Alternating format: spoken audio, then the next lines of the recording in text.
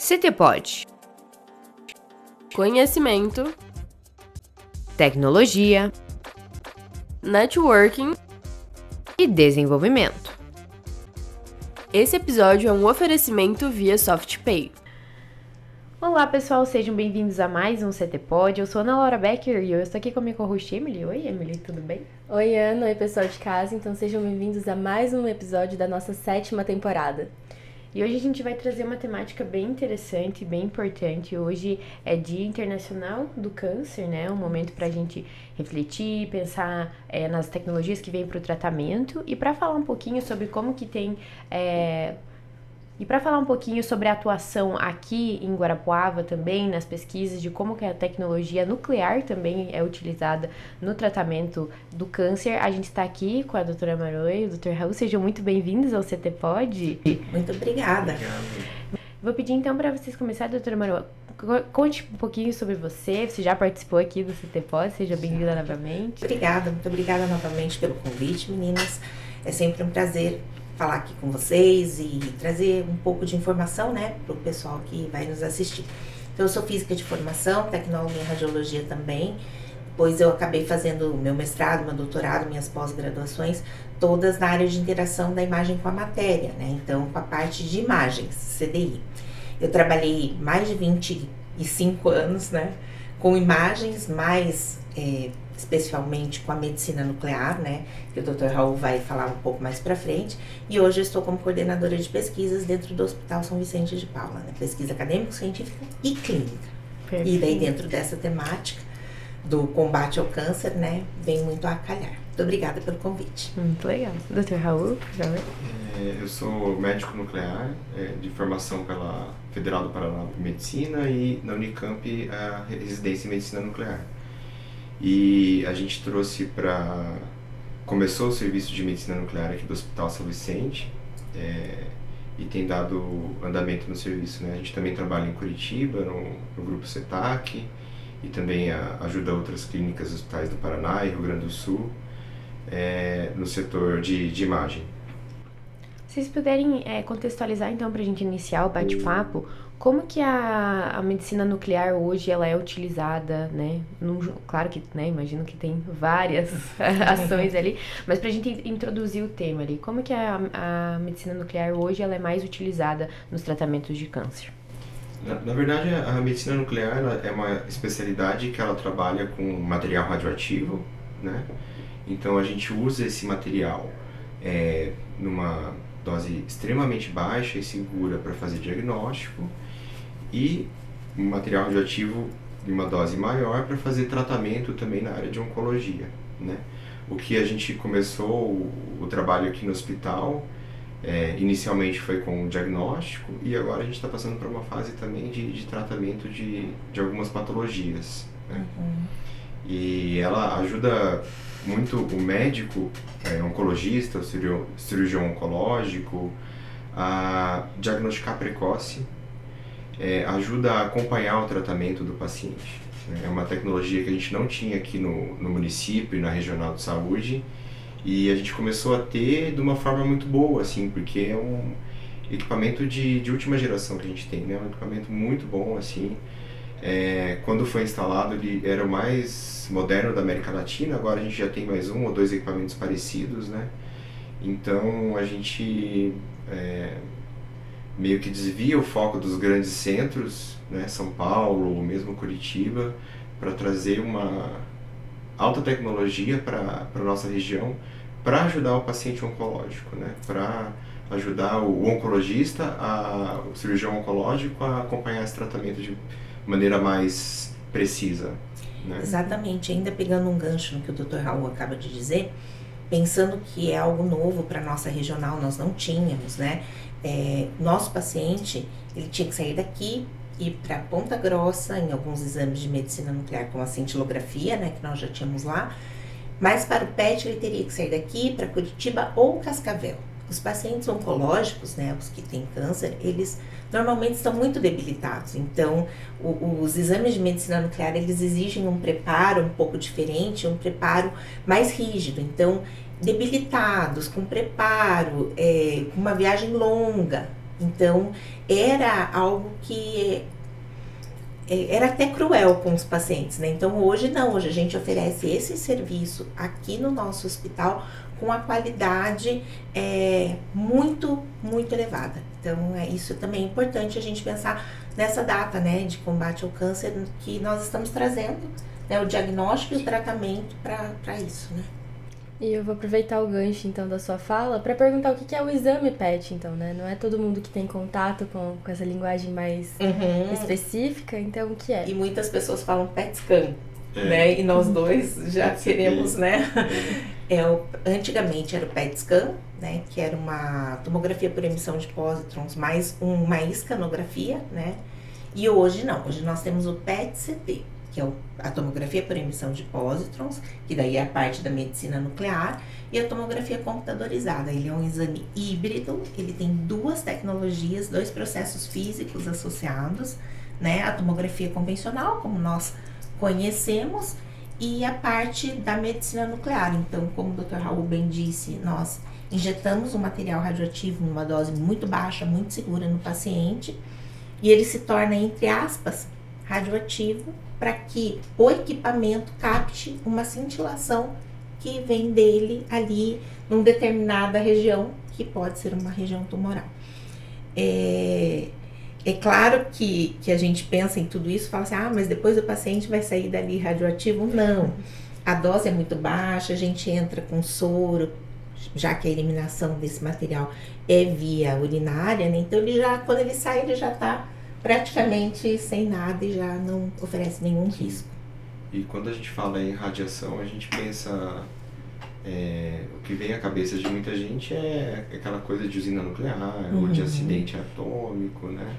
E a gente tem que pensar que a radiação está no nosso dia a dia, né? A radiação solar, né? Micro-ondas, né? Então, rádio. Então depende do tipo de radiação, de exposição à radiação. Para ela, a doutora Marwan sabe muito melhor do que eu, né? Porque ela é doutora nisso, em relação à interação com a matéria, né?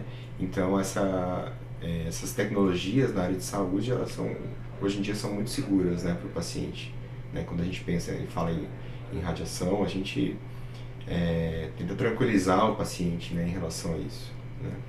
E existem dentro de setores de imagem, né, como o nosso aqui no hospital, onde o Dr. Raul atua, os programas de radioproteção, né, tanto para os profissionais quanto para os pacientes, são muito rígidos, muito sérios, então não há nenhum tipo de problema nisso. E tem uma média de quanto tempo que o paciente passa com esses tratamentos, até por conta dessa radiação, tem alguma...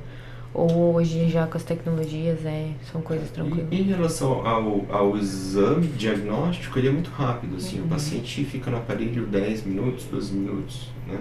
No máximo. No máximo. E em relação ao tratamento, os diferentes tratamentos, aí vai depender da patologia do paciente, né? Ele pode fazer um tratamento único, tomar uma dose única via oral de determinado tratamento para câncer de tireoide, por exemplo. Ele pode fazer um número maior em outras patologias, em alguns tumores neuroendócrinos, câncer de próstata. Ele toma várias injeções, né? Então vai depender do perfil clínico do paciente, como ele vai aceitar esse tratamento durante o tratamento, né? Mas vai em torno de até 6 aplicações, assim, então ele acaba acompanhando 6 meses, dependendo da patologia, assim, né? Perfeito. Pra mim é muito legal essas temáticas, assim, porque eu sei que o Jonathan, o nosso Spacemaker também, que trabalha sempre com o hospital, nós dois perdemos os nossos pais por câncer e eram em épocas que eles tinham que ficar viajando, então a gente sabe o sofrimento que é, e saber que hoje tem tecnologias aqui, que nem vocês falaram, 3 na América Latina, é muito legal para saber que os pacientes têm esse cuidado aqui. Sim. E é um cuidado bastante rigoroso, bastante rígido dentro das normas, né? Tudo liberado. E até o Dr. Raul falou, né, que são 10, 12 minutos. Só que a preparação, ela é mais difícil, né? Eles ficam em jejum, não pode, muitas coisas. E eles chegam muito cedo no hospital por conta da dose da medicação que vem de fora. E é uma dose de uma medicação que a gente, né, fala na linguagem física, que tem uma meia-vida de 109 minutos.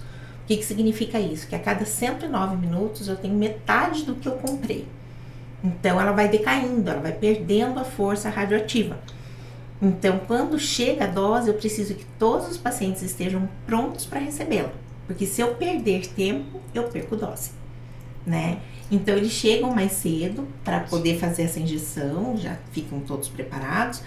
E daí, a partir de 40 minutos, eles entram no equipamento, né? Então, eles ficam conosco ali no hospital em torno de 1 hora e pouquinho. E daí, vida... A gente acaba pedindo para reservar o período, amanhã, né? O período inteiro, né? Caso atrase, para ter uma margem de segurança, né? Mas a parte do paciente realmente é o jejum e tem um certo preparo ali, né? Porque o nosso principal exame de PET, a gente injeta um açúcar, que na verdade é uma imitação de um açúcar. E aí a maioria das células tumorais, eu digo não todas, a maioria, consome muito açúcar, né? Então, aonde consumir muito açúcar vai brilhar muito no aparelho pra gente. Né? Então a gente chama de imagem molecular, né? Porque e por que surgiu o PET-CT, né? Porque o oncologista tinha uma dúvida se a doença estava progredindo ou não, ou se ainda existia doença. E aí às vezes a tomografia ou a ressonância não dava uma resposta, aí ficava uma lacuna. E aí sempre quando surge um novo método de diagnóstico ou laboratorial também, é porque fica uma lacuna de outros métodos. E aí surgiu o PET-CT, porque ele dá uma resposta, no caso desse açúcar, uma resposta metabólica. Então às vezes a lesão, ela reduziu de tamanho na tomografia, mas na verdade ela aumentou o brilho, entre aspas, aumentou a atividade metabólica. Quer dizer que do ponto de vista só da tomografia, da visão ali, ela reduziu. Só que de repente ela aumenta a celularidade, a agressividade dela. Ou às vezes a gente pode ver, isso é muito comum no PET-CT, lesão que na tomografia ela ainda não se expressou. Quero dizer o quê? Você vê a imagem da tomografia numa lesão óssea, por exemplo, você não vê uma lesão lítica, que bem grosseiramente falando é um carcomido, digamos assim, né? Um buraco ali. Ou uma lesão blástica, que é uma lesão mais... pode ser cicatricial também, enfim. Mas às vezes na tomografia a gente não vê. E de repente no PET a gente vê um brilho, né? Quer dizer que ali a célula já está alterada, né? E a gente ainda não vê uma alteração expressiva do tecido ósseo ou de outro tecido, sabe? Que a tomografia ou a ressonância enxergariam. Né? E aí ele vem para... um diagnóstico mais preciso, né? Mais preciso, mais rápido, né? E a gente sabe, né, que na parte da oncologia, cada minuto conta, né? Cada dia conta. Então, se a gente tem um diagnóstico mais preciso, mais... uma resposta melhor, né, para o paciente, para o oncologista saber, né? Se ele mantém o tratamento, se ele troca, se ele muda a estratégia. Ali no hospital, inclusive, nós fizemos, né, planejamentos para radioterapia via PET. Também. Então, como nós temos a radioterapia ali também, né, a gente acabou utilizando a nossa tecnologia para fazer uma marcação ainda mais precisa, né, pensando ali no volume. Exatamente, porque daí você enxerga melhor o volume da lesão, né? Às vezes você vai tratar uma área que já é fibrose. E o contrário também, né? Você acha que uma área já é fibrose, mas ela ainda tem atividade tumoral. E aí com o PET-CT você consegue guiar melhor, assim, aonde eu vou tratar com a radioterapia, né? Fazer esse tratamento mais... Além de outros tratamentos, por exemplo, o paciente com câncer de cólon, que tem lesão hepática, o médico quer saber se ele tem outras lesões hepáticas que os outros métodos não enxergam, né?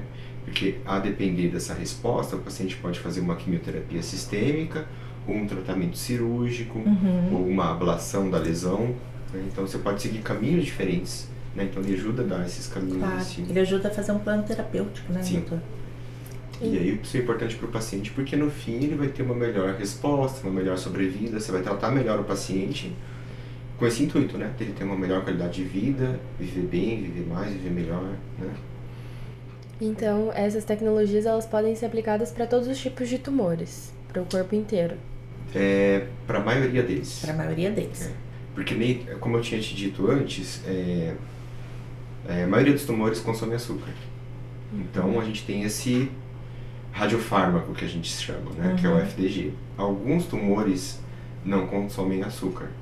Aí a gente tem que usar outras, não o açúcar. A gente usa outras coisas, né? E também em alguns casos a gente pode abrir mão da cintilografia, né? Então, por exemplo, um paciente que já teve um câncer de próstata e vem aí com alguma alteração no exame. Normalmente, já pela literatura, né, doutora, a gente sabe que uma metástase vinda da próstata pode ser uma metástase óssea. Então, ele vai para uma cintilografia óssea que me dá uma resposta excelente e também eu consigo dar um diagnóstico preciso e um tratamento mais adequado. Então, às vezes, não necessariamente, né, ele vá para o PET, mas também existe aí outras, né, dentro da medicina nuclear que a gente consegue utilizar. Perfeito. E aproveitando a data, né, do dia do câncer, quais cuidados que as pessoas devem ter, perceber para procurar um médico para fazer os exames? Principalmente, né, a gente sabe que próstata, mama, às vezes família, né? Como que seria esses cuidados, assim, principais? Aí vai depender da idade da pessoa, fazer os exames preventivos, na mulher, no caso dos exames de mama, no homem, os exames de próstata, o PSA, o toque. Então, acho que a dica é para a pessoa, que sempre tem essas campanhas, né? Ficar atento a essas campanhas e aproveitar essa deixa de ir atrás, né? De cuidar da saúde, né? A gente acaba vendo que a mulher cuida mais, né, do que o homem, né? Então, esse recado fica para o homem também se cuidar, né, em relação à sua saúde. Sim. Né? E também sobre conhecer o seu corpo, né, doutor? Porque às vezes vê ali uma alteração, um carocinho ou algo que não tinha ali antes, né? É importante que você note os primeiros sinais. Então, se a pessoa não se conhece, ela não nota. Né? Então, isso também é importante, né? Porque eu não sou, né, vamos dizer, eu não tenho 40 anos, não vou fazer uma mamografia, um exame de toque, ou não, eu preciso fazer, né? Nós estamos vendo, e o Dr. Raul também, nós até conversamos sobre isso esses dias, a quantidade de pessoas mais novas que estão tendo câncer, né? Então, mas eu não percebi, né? E quando chega já está mais avançado.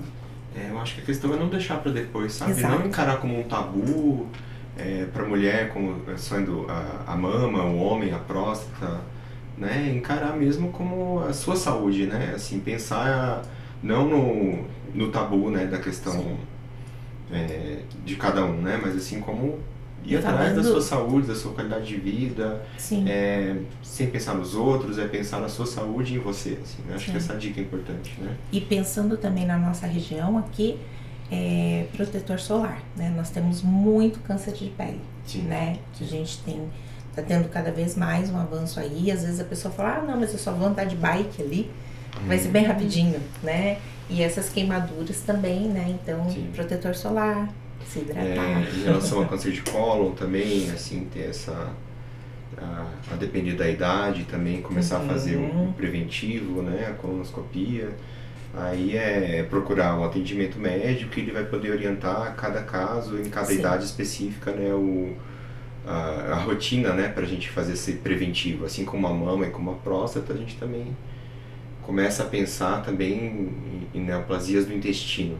Sim. Na nossa região também tem. Tem muito, sim. Bastante. Sim. Eu e meus irmãos, a gente já teve que fazer colonoscopia por conta do nosso pai, né? Então foi uma recomendação médica e a família inteira já fez. Sim. E a gente tá acompanhando, vai cuidando, né? Porque a gente sabe que no caso dele ali, os médicos acharam melhor a gente já fazer o exame desde cedo, né? Para você ver que cada situação é de um jeito específico, né? Sim. Se você tem um histórico familiar muito pesado, você começa antes, se não, você começa depois. Então, acho bem importante salientar, procurar um auxílio do médico, médico de família ou Isso. especialista da área. Manter os Não exames, confiar né? só em ChatGPT, Não, por favor, nas gente. IAs, né? A gente sabe que as IAs tendem a alucinar, a dar respostas que agradam a quem está colocando os prompts ali, né, na IA. Então a gente tem que ter muito cuidado em relação a isso, porque a IA pode e muitas vezes dar a resposta errada. Sim. Né? Você tem que cuidar muito com isso. Né? Então, se você for procurar algum tema relacionado, procure em sites conhecidos de grandes hospitais, de instituições. Eu peço assim para não ficar só na IA, porque a IA pode dar a resposta que te agrada e não a resposta que é cientificamente adequada, né? Sim. Primeiro, você falou também das pesquisas do hospital, né? Se você puder contar um pouquinho como que funciona, como que vocês buscam novas soluções ali, pensar as inovações dentro do hospital. Perfeito. O nosso setor de pesquisa é um setor novo, né? Quando a gente entendeu a estrutura, a complexidade que nós temos dentro do hospital, nós pensamos, por que não, né? Grandes centros já têm essa vivência de pesquisas, então nós fomos para fora nos capacitar e agora nós já fizemos alguns contratos, né? E vamos começar a fazer em primeiro lugar a oncologia, né? Dentro do Hospital São Vicente a gente tem a onco, a neuro, a cardio, a gestação de alto risco ali como referências da 5ª regional. Mas o primeiro passo para a pesquisa clínica será a oncologia. Então, a pesquisa clínica, ela acaba trazendo alguns medicamentos novos, alguns medicamentos que o SUS não cobre, para a gente poder impactar positivamente a vida dos pacientes, né? Trazer aí alternativas para os cânceres existentes. Eu até vou citar o Xofigo, né? Quando o Xofigo começou com as pesquisas, o Xofigo é um radiofármaco também, né? Então, dentro da medicina nuclear, é uma área de atuação do Dr. Raul, por isso que eu olhei para ele e dei um sorrisinho. Ele sabe melhor do que eu sobre o Xofigo, mas o Xofigo, ele é um radiofármaco muito utilizado para câncer de próstata resistente à castração. Então, já foi feito ali um tratamento, não obteve um resultado esperado e a gente acabaram fazendo aí as pesquisas com o Xofigo. O Xofigo não é coberto pelo SUS e ele é um medicamento caro. Sim. Então, quando você tem essas pesquisas acontecendo né, dentro do hospital, você aumenta a sobrevida desse paciente, você traz cuidado, você traz acolhimento, você traz vida, né? Sim, essas pesquisas podem provar que determinadas medicações são importantes para os pacientes do SUS também. Exato, né? e aí a gente Pra consegue população mudar, né, alguns brasileira, protocolos e tudo mais. Então, o setor de pesquisa clínica do hospital, né, também o Dr. Raul tem me ajudado bastante nisso, ele vem justamente, como o doutor falou antes, por uma lacuna que a gente tem aqui, né? E aproveitando toda a estrutura que nós também temos, né? Os profissionais, enfim. E aproveitando esse gancho, falando da pesquisa, da tecnologia, como é que vocês entendem, então, a importância do hospital, que é referência aqui para a 5ª regional, como você disse, né? Estar dentro de um perímetro tecnológico, então estar dentro de um parque tecnológico? Faz toda a diferença, né? Nós aqui dentro do parque tecnológico, nós respiramos tecnologia, né? A cada dia nós temos uma inovação, nós temos que nos atualizar, né? Sempre temos algo novo aqui. E dentro do hospital a gente está seguindo isso que vocês já tinham implementado, né? Então, dentro do hospital nós temos tecnologias novas, a gente tem um robô na parte de cirurgias, nós temos o PET na parte de medicina nuclear, nós temos a braquiterapia na parte de radioterapia. Então, nós estamos buscando acompanhar a tecnologia na qual nós estamos inseridos, né? Então, se a gente respira essa inovação, a gente também tem que seguir nessa inovação. Então, faz total diferença. Nós temos aqui dentro do Parque Tecnológico o que eu chamo, né, de agentes super especiais, porque acabam nos facilitando o trabalho lá também, né? A gente tem uma parceria muito grande com o Espaço Maker aqui, com algumas soluções aí da parte de softwares, né, dessas coisas que a gente não entende bem, mas vocês entendem. A gente tem a parceria com a parte também da comunicação e marketing, né? Então, facilita muito a vida, né? A gente já teve para citar, né, algumas questões falando de câncer e falando da nossa parceria, nós já tivemos os protótipos, né, para cirurgias oncológicas, as quais seriam enormes, com sequelas, com cicatrizes muito pesadas e feias para uma moça, né, e a partir de um protótipo, o tempo de cirurgia reduziu 50%, o tempo de permanência dela no hospital reduziu 70%, né? E a recuperação dela foi muito melhor, porque esteticamente ela não ficou com uma cicatriz, né, uma Scarface, ela teve uma qualidade, né? Ela teve a volta do brilho dela no olhar, né? E a autoestima também é importante no melhorar, né, do câncer, a fé, a autoestima, enfim, né, isso também já foi comprovado. Então, estar dentro do parque tecnológico nos facilita, dificulta, né? Porque a gente tem que estar sempre acompanhando, mas facilita. É uma boa provocação. É uma boa, né? Mas é legal que os dois caminham juntos, né? Exato. Tanto o parque tecnológico quanto o hospital acaba caminhando junto, né? Um estimula o outro. Inclusive, né? O protótipo veio de demandas de vocês, né? Então, provocou a gente em pensar coisas diferentes também. E não foi um só, né? Então, a gente tem caminhado para estar cada dia mais juntos, né? E eu acho isso importante. Acho que a gente enxerga o hospital não só como hospital, né? Algo maior, assim, né? E essa interface com outras áreas, assim, para o hospital é muito importante, né? Para os pacientes, né? Você acaba... Eu, como médico, a gente vê a parte médica da área de saúde, mas a questão extrapola, né? Tecnologia, em termos de tecnologia da informação e software, e é muita coisa envolvida, né? Que vem para facilitar também, Sim. né? Nosso trabalho, a gente atende uma quantidade muito grande de pacientes lá e a gente quer trazer cada vez mais humanização, né? Um dos pilares muito fortes ali do hospital. E daí, assim, trazer uma tecnologia mais moderna, fazer um diagnóstico mais preciso, trazer uma cirurgia menor, uma recuperação mais rápida, isso tudo faz parte da humanização, né? Então, acho que a gente está no caminho certo. Perfeito, muito legal conversar com vocês. Se vocês quiserem, então, agora a gente encerrar, deixar algum recadinho importante que vocês acham sobre as temáticas que a gente conversou aqui. E a gente agradece muito a participação do CT Pod. A gente fica de portas abertas para quando vocês tiverem novidades, quiserem trocar ideia, o parque sempre está de portas abertas para vocês. Viremos outras vezes. Só contar que a gente vem. Legal. Eu acho que agradecer o convite primeiro, né, por estar aqui e conversar com vocês sobre isso. Acho que o meu principal recado para quem está ouvindo, é pensar em cuidar de si mesmo, né? Aquilo que eu falei antes de não pensar em tabu em relação ao seu corpo, à sua saúde, tanto para a mulher quanto para o homem, né? E pensar no seu cuidado e não deixar para amanhã, né? Se está alguma preocupação, alguma suspeita, procurar um médico e ir atrás de cuidar de você mesmo, né? Acho que essa é a dica, né? Sim. Eu agradeço muito, meninas, mais uma vez, né? Minha segunda vez no CT Pod, na próxima eu peço música no Fantástico. E eu estou sempre à disposição, o hospital está sempre à disposição, né? Com certeza. E eu faço minhas as palavras do Dr. Raul, né? A gente precisa se cuidar, né? O autocuidado é muito importante.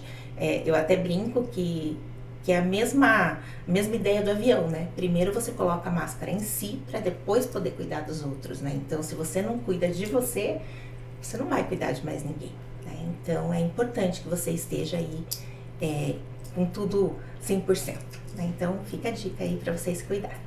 Perfeito. Bom, então, obrigada, Dr. Raul, obrigada, doutora Maruan, Ana, o pessoal de casa. Então, a gente se vê na semana que vem. Eu já vou deixar um spoiler do próximo episódio. A gente vai continuar falando sobre ciência, então se você quiser saber um pouquinho mais, semana que vem a gente se vê por aqui. Tchau, tchau. Tchau, tchau. Tchau. CT Pod. Conhecimento, Tecnologia networking e desenvolvimento. Esse episódio é um oferecimento via SoftPay. O CT Pod é o podcast oficial do Silotech Park. Para mais informações, acesse ctp.org.br.